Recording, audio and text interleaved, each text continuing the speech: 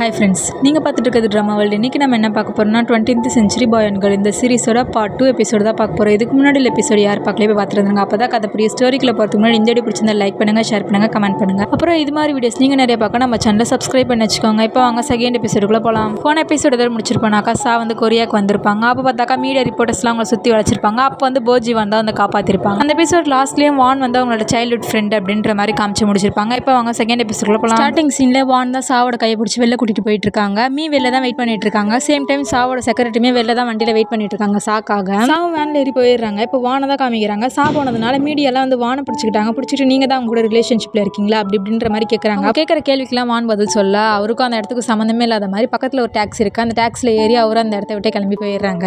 அப்புறம் வேனில் போகிற சாவை தான் காமிக்கிறாங்க. சாவும் என்ன வீடியோ அப்படின்ற மாதிரி செக்ரட்டரியை பார்த்து கேட்குறாங்க. செக்ரட்டரி சொல்கிறாங்க இது மாதிரி வந்து நெட்டில் ஒரு வீடியோ ரிலீஸ் ஆயிடுச்சு, அதில் இருக்க பொண்ணு உங்களை மாதிரியே இருக்காங்க அப்படின்ற மாதிரி சொல்லிட்டு அது நீங்கள் தானா அப்படின்ற மாதிரி செக்ரட்டரி வந்து கேட்குறாங்க.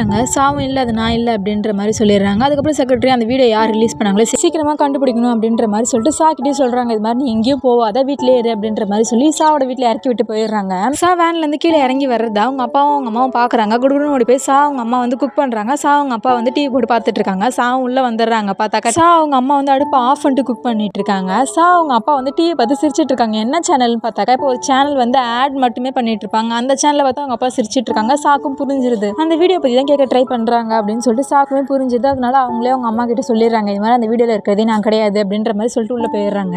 அதை கேட்டு தான் அவங்க அப்பா அம்மாவுக்கு நிம்மதியாகவே இருக்குது. அதுக்கப்புறம் அங்கேருந்து சீன் கட் பண்ணி யானை தான் காமிக்கிறாங்க. யான் வந்து இல்லை ஒரு லாஸ்ட் ஸ்டூடெண்ட்டாக அவங்க படித்த வேலைக்கு வேலை தேடிட்டு இப்போ இன்டர்வியூக்காக வந்திருக்காங்க. இன்டர்வியூ எடுக்கிறவங்களே நீங்கள் எதுக்காக லா படிச்சிங்க அப்படின்ற மாதிரி கேட்குறாங்க. யானும் வந்து இந்த சமுதாயத்தில் நடக்கிற தப்பெல்லாம் தட்டி கேட்க தான் நல்லா படித்தேன் அப்படின்ற மாதிரி யானும் சொல்லிடுறாங்க. அவங்க வேறு எதோ சொல்லுவாங்கன்னு எதிர்பார்த்துருப்பாங்க. எப்படி சொன்னோன்னே ஒரு ஃபேஸ் ரியாக்ஷனே மாற்றிடுறாங்க. மாற்றிட்டு எனக்கு டைம் ஆகிடுச்சு அப்படின்ற மாதிரி சொல்லிட்டு ஒரு பேப்பரை கொடுத்து இதில் நீங்கள் எதுக்காக லா படிச்சிங்கன்றதை எழுதி வச்சு நீங்கள் கிளம்புங்க அப்படின்ற மாதிரி சொல்லிடுறாங்க. யானுக்கு புரிஞ்சிருது இந்த வேலை நம்மளுக்கு கிடைக்காது அப்படின்ற மாதிரி ஆறு மனசோட தான் ஏதோ எழுதி வச்சுட்டு வராங்க. என்ன எழுதுனாங்கன்றது நம்மளுக்கு காமிக்கல. இப்போ சா தான் காமிக்கிறாங்க. அவங்க ஃபோனை ரெடி பண்ணிட்டாங்க போல இருக்கு. இப்போ அவங்க ஃப்ரெண்ட்ஸ் குரூப்பில் தான் வந்து ஏதோ மெசேஜ் போட்டு விட்றாங்க. அதை பார்த்து ரேணு வந்து என்னாச்சு உங்கள் ஃபோனுக்கு நாங்கள் ஃபோன் பண்ணால் ரீச்சே ஆகலை உனக்கு அப்படின்ற மாதிரி கேட்குறாங்க. அதுக்கப்புறம் அவங்களும் நடந்தது சொல்கிறாங்க இது மாதிரி ஃபோன் கீழே விழுந்துருச்சு அப்படின்ற மாதிரி சொல்கிறாங்க. ரீனு வந்து ஹாஸ்பிட்டல் கிளம்பி வா அப்படின்ற மாதிரி சொல்லிடுறாங்க. சாவும் சொல்கிறாங்க நான் இப்போ தான் வந்தேன் அதனால இன்னும் கொஞ்சம் நேரம் கழிச்சு வரேன் அப்படின்ற மாதிரி சொல்லிட்டு ஃபோனை வச்சிடறாங்க. இப்போ வானதை காமிக்கிறாங்க. ஸ்கூல் டேஸில் நடந்த ஒரு விஷயத்தை தான் யோசிச்சு பார்த்துட்டு இருக்காங்க. 13th ஃப்ளோரில் வானோட வீடு இருக்கும். 14th ஃப்ளோரில் வந்து சாவோட வீடு இருக்கும். 13th ஃப்ளோரில் வான் இறங்காம 14th ஃப்ளோர் வரைக்கும் போய் சா விட்டுட்டு தான் வந்து வான் அவங்க வீட்டுக்கு போவாங்க. இப்பயும் அவங்க ரெண்டு பேரும் அதே வீட்டில் தான் இருக்காங்க. இப்போ சாவை தான் காமிக்கிறாங்க. ஹாஸ்பிட்டல் போகிறதுக்கு சன்கிளாஸ் மாஸ்க்லாம் போட்டு அடையாளமே தெரியாத மாதிரி ஏறி டாக்ஸியில் போகிறாங்க. அது ஒரு உமன்ஸ் ஹாஸ்பிட்டல் போயிருக்காங்க. ஹாஸ்பிட்டலும் போயிட்டாங்க. ரீனுவையும் பார்த்துட்டாங்க. பார்த்துட்டு சும்மா நார்மலாக தான் பேசிட்டு இருக்காங்க. அப்போ பார்த்தா டாக்டர் உள்ள வராங்க. உள்ள வந்தோடனே நான் தான் வந்து ரீனுக்கு ஆப்ரேஷன்லாம் பண்ணது அப்படின்ற மாதிரி பேசுகிறாங்க. அதுக்கப்புறம் கொஞ்சம் நார்மலாக தான் பேசி டாக்டர் கிட்ட அதுக்கப்புறம் தான் டாக்டர் கேட்குறாங்க நான் யாருன்னு தெரியுதா அப்படின்ற மாதிரி கேட்குறாங்க. இவங்களுக்கு ஒன்றும் புரியல. இப்போ தானே பார்த்தா அதுக்குள்ளே இப்படி யாருன்னு தெரியுதான்னு கேட்பாங்கன்னு சொல்லிட்டு பார்க்குறாங்க. அப்புறம் டாக்டரே சொல்லிடுறாங்க நான் தான் சங்கு சாங் அப்படின்ற மாதிரி சொல்லிடுறாங்க. அவங்க ரெண்டு பேருக்கு புரியல பார்த்துக்கிட்டே இருக்காங்க. அப்புறமா தான் ஞாபகம் வருது ஆமாம் நம்ம கூட ஒரு பையன் சங்கு சாங்னு படித்தான்ல அவங்க கூட ஸ்கூல்லே ரொம்ப அழகாக இருப்பானே அப்படின்ற மாதிரி ரீனுவை திரும்பி ரெண்டு பேர் பார்க்குறாங்க. ரீனுவும் ஆமா அப்படின்ற மாதிரி டிங்கு டிங்கிட்டு 2 வாட்டி தலையை ஆட்டுறாங்க. அப்புறம் டாக்டரே சொல்லிடுறாங்க என் ஃபேஸ் மாறிடுச்சுன்னு நினைக்கிறேன் அப்படின்ற மாதிரி சொல்லிட்டு அதுக்கப்புறம் நார்மலாக தான் பேசிட்டு இருக்காங்க. நான் உன்னை பார்க்கறதுக்காக தான் வெயிட் பண்ணிட்டு இருந்தேன் சா அப்படின்ற மாதிரி டாக்டர் சொல்லிடுறாங்க. ஓ அப்படியா அப்படின்ற மாதிரி நார்மலாக தான் பேசிட்டு இருக்காங்க. அப்புறம் சா எப்போ தான் வீட்டுக்கு வந்தாங்கன்னே தெரியல. அவங்க அம்மா போய் பார்க்குறாங்க. அங்கே தான் தூங்கிட்டு இருக்காங்க. அதுக்கப்புறம் சரி பொண்ணை எழுப்ப வேண்டாமே அப்படின்னு சொல்லி அவங்களும் போயிடுறாங்க. இப்போ காலைல விழுந்துச்சு சாப்பிட்றதுக்காக எல்லாரும் ஒன்றா உட்காந்துருக்காங்க. அதாவது சாவை மட்டும் விட்டுட்டு மீதி 3 பேர் அவங்க தம்பி அதுக்கப்புறம் அவங்க அப்பா அம்மா 3 பேர் உட்காந்துட்டு இருக்காங்க. அப்போ தான் வந்து சாவோட தம்பி எதாத்தமாக ஃபோன் எடுத்து பார்க்குறாங்க. சா ஹாஸ்பிட்டல் போனாங்களா அந்த ஃபோட்டோலாம் நெட்டில் ரிலீஸ் ஆகிடுச்சு போல இருக்குது. அதை பார்த்துட்டு அவங்க தம்பி இதெல்லாம் இவங்களுக்கு தேவையில்லாத வேலை அப்படின்ற மாதிரி கத்துறாங்க. அதை பார்த்துட்டு அவங்க அப்பா அம்மா என்னாச்சு அப்படின்ற மாதிரி கேட்குறாங்க. சரி எதுவும் சொல்லிக்க வேண்டாம் அப்படின்னு சொல்லிட்டு இல்லைம்மா என் ஃப்ரெண்டுமா அப்படி இப்படின்னு ஏதோ சொல்லி சமாளிச்சிடுறாங்க. சா ஏதோ ஒரு ஆட் நடிக்கணும் போல இருக்குது. அதுக்காக சாவும் கிளம்பி போயிடுறாங்க. அங்கே பார்த்தா அவங்க செக்ரட்டரி வந்து இதெல்லாம் நீ வந்து கரெக்டாக பண்ணினாக்கா கண்டிப்பாக இந்த டாப்பிக்கை விட்டுருவாங்க அப்படின்ற மாதிரி பேசிகிட்டு இருப்பாங்க. சாவும் நான் கண்டிப்பாக என்னோட பெஸ்ட்டை தரேன் அப்படின்ற மாதிரி சொல்லிட்டு இருக்காங்க. அங்கேருந்து டிரைவர் குடுகுடுன்னு ஓடி வந்து இது நீங்கள் ஹாஸ்பிட்டல் போனீங்களா அப்படின்ற மாதிரி கேட்குறாங்க. செக்ரட்டரிக்கு ஒன்றும் புரியல என்ன கேட்குறான் அப்படின்ற மாதிரி பார்த்துட்டு இருப்பாங்க. சாவும் ஆமாம் அப்படின்ற மாதிரி சொல்லுவாங்க. செக்ரட்டரிக்கு புரிஞ்சிருது அவ்வளோதான் முடிச்சு விட்டாங்க அப்படின்ற மாதிரி அந்த நியூஸ் எடுத்து பார்ப்பாங்க. அந்த நியூஸில் பாதி சில பேர் எதுக்காக ஹாஸ்பிட்டல் போனாங்கன்னு கேட்பாங்க. பாதி சில பேர் அவங்க அபார்ட் பண்ணதான் ஹாஸ்பிட்டல் போனாங்கன்ற மாதிரி அடிச்சு பேசுவாங்க. இந்த நியூஸ் செக்ரட்டரி பார்த்துட்டு எதுக்காக நீ ஹாஸ்பிட்டல் போன அப்படின்ற மாதிரி கத்துறாங்க. அதுக்கு சா சொல்கிறாங்க என் ஃப்ரெண்டை பக்கம் தான் போனேன் அது கூட போகக்கூடாதா அப்படின்ற மாதிரி கேட்குறாங்க. அப்புறம் பார்த்து டேரக்டர் கரெக்டாக கால் பண்ணுறாங்க. கால் பண்ணி இப்போதைக்கு எந்த ஒரு ஆட் எடுக்க தேவையில்ல அப்படின்ற மாதிரி சொல்லிட்டு ஃபோனை வச்சிடுறாங்க. இதை கேட்டு செக்ரட்டரிக்கு இன்னும் தலைவலி தான் ஆகுது. வீடியோவை யார் ரிலீஸ் பண்ணாங்கன்னு தான் தெரியாது. ஆனால் ஃபோட்டோவை இந்த சேனலில் தான் ரிலீஸ் பண்ணியிருக்காங்கன்றது தெரியுது. ஸோ அதனால அந்த சேனலுக்கே ஃபோன் போட்டு இது மாதிரி அந்த ஃபோட்டோவை டெலிட் பண்ணிவிடுங்க அது வந்து அவங்க ஃப்ரெண்டை பார்க்க தான் போயிருக்காங்க அப்படின்ற மாதிரி செக்ரட்டரி சொல்கிறாங்க. நாங்கள் ஃபோட்டோவை மட்டும் தான் ரிலீஸ் பண்ணோம் நாங்கள் எதையும் அதில் எழுதலையே அப்படின்ற மாதிரி சொல்லிடுறாங்க. அதுக்கப்புறம் கெஞ்சி பார்க்குறாங்க செக்ரட்டரியும். ஆனால் வந்து அவங்க டெலிட் பண்ணவே மாட்டேன்ற மாதிரி அடித்து சொல்லிடுறாங்க. அதனால உங்களால் என்ன பண்ண முடியும் பார்த்துக்கோங்க பார்த்துக்கோங்கடா அப்படின்ற மாதிரி சொல்லிட்டு செக்ரட்டரி ஃபோனை வச்சிடறாங்க. அப்புறம் செக்ரட்டரி முடிவு எடுத்துடுறாங்க, இதுக்கப்புறம் விட்டாக்கா வேலைக்கே ஆகாது, அந்த வீடியோவை எவன் ரிலீஸ் பண்ணானோ அவனை பிடிக்கணும் அப்படின்ற மாதிரி சொல்லிடுறாங்க. அதுக்கப்புறம் டிரைவர் செக்ரட்டரி அந்த வீடியோவை யார் ரிலீஸ் பண்ணாங்களோ அவங்கள தேடி போயிடுறாங்க. இப்போ சாவும் மீ மட்டும்தான் இருக்காங்க. அதனால மீ கிட்ட சொல்றாங்க, இது மாதிரி சாவை எடுத்துட்டு போய் வீட்டில் விட்டுரு அப்படின்ற மாதிரி சொல்லிடுறாங்க. மீக்கே வண்டி ஓட்ட தெரியாது, இருந்தாலும் எப்படியோ ஓட்டி எடுத்துன்னு போய் பாதளவுக்கு போயிடுறாங்க. அப்போ பார்த்தாக்கா ஒரு ஃபோன் வருது. ஃபோனில் என்ன சொல்றாங்கன்னா, சா வீட்டுக்கு வெளியில் வந்து ப்ரெஸ் ரிப்போர்ட்டர்ஸாக இருக்காங்க, அதனால இப்போ சா போனாங்கனாக்கா அவங்க கிட்ட மாட்டிப்பாங்க அப்படின்ற மாதிரி சொல்லிடுவாங்க.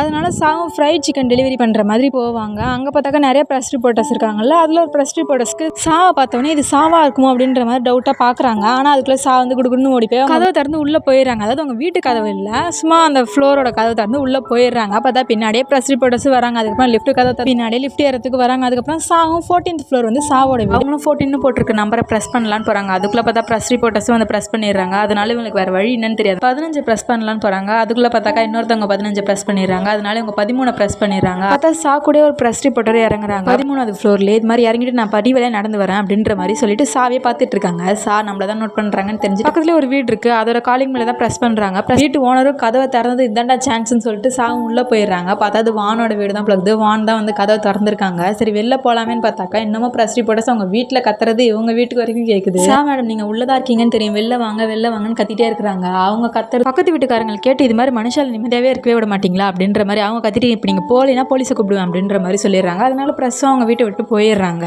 அப்புறம் சாவும் அவங்களோட வீட்டுக்கே போயிடுறாங்க. இதெல்லாம் வந்து ரீனுக்கும் தெரியுது. ரீன் தான் ஹாஸ்பிட்டலுக்கே வர சொல்லியிருப்பாங்க. இப்போ அவங்களும் ஃபீல் பண்ணிட்டு இருக்காங்க, நம்ம சொல்லி தான் வந்தால் இப்போ தேவையில்லாமல் நம்மளால பெரிய பிரச்சனையில் மாட்டிக்கிட்டா அப்படின்ற மாதிரி அவங்களும் ஃபீல் பண்ணிட்டு இருப்பாங்க. இப்போ செக்ரட்டரி தான் காமிக்கிறாங்க. அவங்களால அந்த வீடியோவை யார் ரிலீஸ் பண்ணாங்கன்றது கண்டுபிடிக்க முடியல. அதனால ஹாங்காங்கில் நடந்த இன்டர்வியூவை ரிலீஸ் பண்ண சொல்லி கேட்பாங்க. ஆனால் அவங்களா இல்லை அதெல்லாம் நாங்கள் இப்போ டெலிட் பண்ணிட்டு அதான் ரிலீஸ் பண்ண முடியாது அப்படின்ற மாதிரி சொல்லிட்டு இருப்பாங்க. செக்ரட்டரியா கீழே உட்காந்து கெஞ்சவே ஆரம்பிச்சிருவாங்க. சா மேலே ஒரு பொய்யான வதந்தி பரவிட்டு இருக்கு அப்படின்ற மாதிரி சொல்லுவாங்க. அதுக்கப்புறம் அவங்களும் ஏதோ யோசிக்கிற மாதிரி காமிப்பாங்க. இப்போ அங்கேருந்து சீன் கட் பண்ணி இப்போ அடுத்த நாள் காலைல சாவை தான் காமிக்கிறாங்க. இதுக்கு முன்னாடி ஒரு வாட்டி சா ஜின்ஜின் ஃபேன் மீட்டிங் நடந்துச்சுல, இப்போ அதே மாதிரி மீட்டிங் தான் வைக்கிறாங்க. அங்கே வந்து இப்போ சாவே போயிருக்காங்க. ஃபர்ஸ்ட் நார்மலாக தான் பேசிக்கிறாங்க. அதுக்கப்புறம் என் 2 ஃப்ரெண்ட்ஸுமே வந்திருக்காங்க அப்படின்ற மாதிரி சொல்கிறாங்க. அவங்களும் எட்டி பார்த்துட்டு ஆமாம் ஒருத்தங்க ஹாஸ்பிட்டல் ட்ரெஸ்ஸோடய வந்துட்டாங்க, நல்ல ஃப்ரெண்ட்ஸ் அப்படின்ற மாதிரி பேசிட்டு இருக்காங்க. இது வந்து ஒரு FM ரேடியோவில் பேசிட்டு இருக்காங்க இப்போ எல்லாரும். அப்புறம் சா சொல்கிறாங்க, இது மாதிரி நான் உங்ககிட்ட ஒன்று சொல்லணும் அப்படின்ற மாதிரி சொல்கிறாங்க. என்ன சொல்கிறாங்கனாக்கா, இது மாதிரி அந்த வீடியோவில் இருக்கிறது நான் கிடையாது, முதல்ல அந்த வீடியோவில் இருக்காங்க யார் என்னன்னு பார்த்து பேசு, இதனால ஒரு இன்னசென்ஸ் தான் ஹர்ட் ஆவாங்க, இதை நான் அப்படியே விட போகிறது கிடையாது, என் மேலே பொய்யான வதந்தியை பரப்புனேன், எல்லாரும் மேலே நான் கேஸ் போடுவேன், என் ஃப்ரெண்டு பெரிய லாயர் அப்படின்ற மாதிரி சொல்லுவாங்க. பக்கத்தில் FMல பேசிட்டு இருக்காங்களா, அவங்களும் சொல்லுவாங்க ஆமாம் நீங்கள் சொல்கிறது கரெக்டு தான், ஏன்னா வந்து என்ன நடந்துச்சுன்னே தெரியாமல் எல்லாருமே ஒன்று பேசிகிட்டு இருக்காங்க அப்படின்ற மாதிரி சொல்லுவாங்க. அதுக்கப்புறம் அவங்களே சொல்லுவாங்க, இது மாதிரி நான் அந்த ஹாஸ்பிட்டலுக்கு ஏன் போனேனாக்கா என் ஃப்ரெண்டை பார்க்க தான் போனேன் அப்படின்ற மாதிரி சொல்லுவாங்க. யானையும் ரீனுவையும் தான் காமிக்கிறாங்க. 2 பேர் வந்து நல்லா பேசுகிற அதே மாதிரி பேசு அப்படின்ற மாதிரி சேரப் பண்ணுறாங்க. அப்போ பார்த்தா அவங்க செல்லுக்கு எதுவும் நோட்டிஃபிகேஷன் வருது. என்னென்ன எடுத்து பார்த்தாக்கா சா இன்டர்வியூ கொடுத்தது தான் ரிலீஸ் பண்ணியிருக்காங்க. அதை பார்த்துட்டு சாவையும் பார்க்குறாங்க. பார்த்தா இன்டர்வியூ முடிஞ்சிச்சு போல இருக்கு. அதனால கொடுக்குன்னு சா கிட்ட ஓடி போய் இதை பாரு அப்படின்ற மாதிரி காமிக்கிறாங்க. அதில் சா என்ன சொல்கிறாங்கன்னா, எனக்கு அது மாதிரி எந்த ஒரு பாய் ஃப்ரெண்டுமே கிடையாது, ஏன் இதுக்கு முன்னாடி எனக்கு பாய் ஃப்ரெண்ட்ஸ் யாருமே கிடையாது ஜயாங் அப்படின்ற மாதிரி சொல்லிடுறாங்க. ஜயாங்க